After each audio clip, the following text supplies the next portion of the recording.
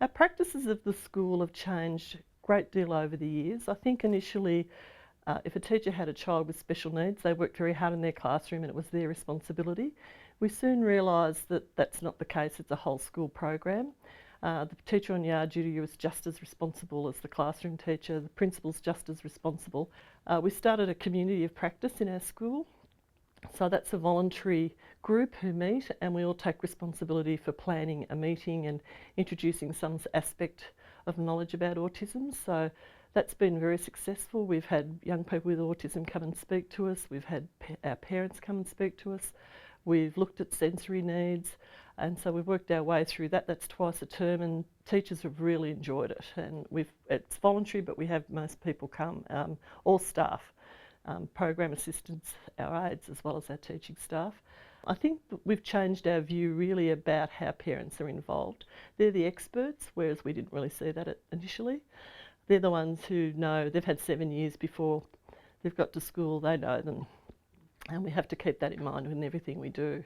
So I'm Susan. I'm a mother of 3 children, an 8-year-old, a 6-year-old and a 2.5-year-old, and one of my children, the 8-year-old, is a child with an ASD diagnosis.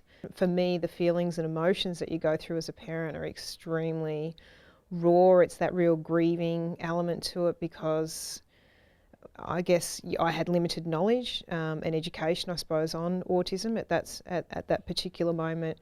When I came to the school that he went to, that he's gone to, they were fantastic. They sat down with me, they took the information on board.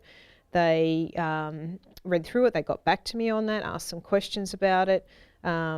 They gave me some examples of strategies that they currently have implemented, off cuff. And at that instance that from a parent's perspective, you have confidence that they're going to be able to manage your child.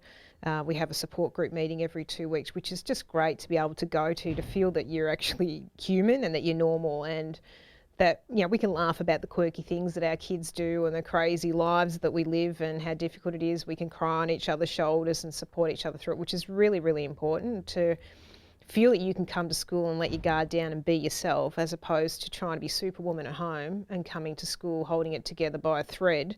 To be able to relate to people on a similar level is fantastic, and to have that support from the staff behind you and particularly the vice principal at our school who deals with the welfare has again, that lessens the anxiety of the parent, but it just makes you feel that you're supported and that you have guidance through this journey as well with the child. I've got 2 children here at the school. One is in grade 4, one is in grade 2, and it's my eldest son that has an ASD. We were very nervous attending school. We were recommended our wonderful school by our Gateways representative. We came through, we had a tour. We were so reassured that things would work for us. We came in with a very positive attitude, and we were rewarded with that attitude. Our concern starting school was, will he fit in? Will the teachers care enough to give him the attention that he's going to need? Will they get it? Will they really get it? Will they listen to me? Will they take my opinion on board, or will I just be cast aside as, that annoying parent? All of those concerns were met. They were dealt with in the most compassionate and caring manner.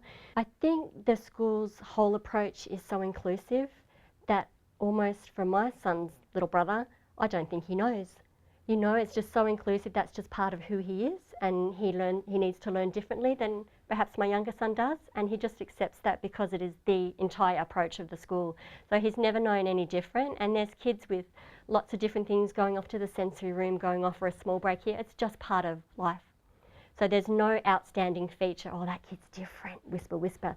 None of that. It's just an inclusive approach, and he deals with it beautifully.